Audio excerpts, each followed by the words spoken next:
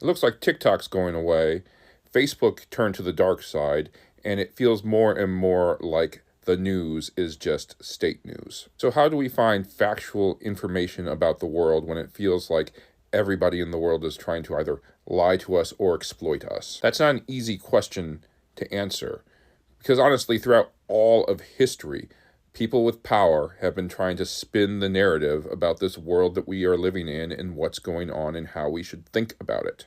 The best biblical example I can think of, somebody pushing back against that, is Jesus going to the temple. Jesus enters the temple, he sees the moneylenders doing business there, he overturns the tables, and he says to them, "My house is a house of prayer, and you have made it a den of robbers."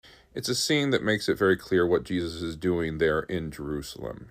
He is trying to break up the systems of exploitation that the temple had put in place, and what we are seeing happening in media today in regards to the information that we are getting is that a lot of it is oriented towards exploiting us for the benefit of the wealthy and the powerful.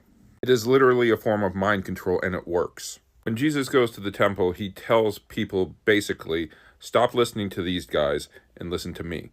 I will tell you the truth, and I will show you an example of truth that you can live by.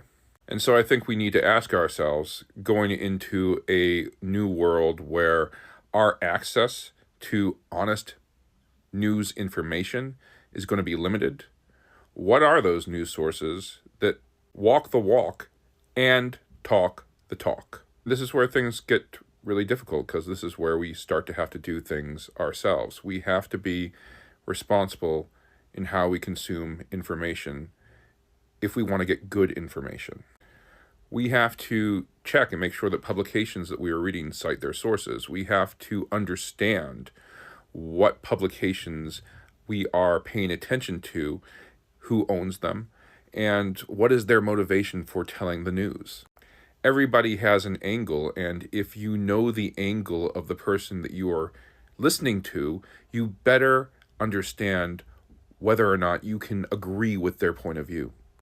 One of the most important things Jesus tells us in the Bible is you can't just trust that somebody with power and authority is going to tell you the truth about God. You got to use your head and you got to use your heart together in order to understand the truth of the world around you. And only when you have a better understanding of that truth can you actually do things in the world that help people.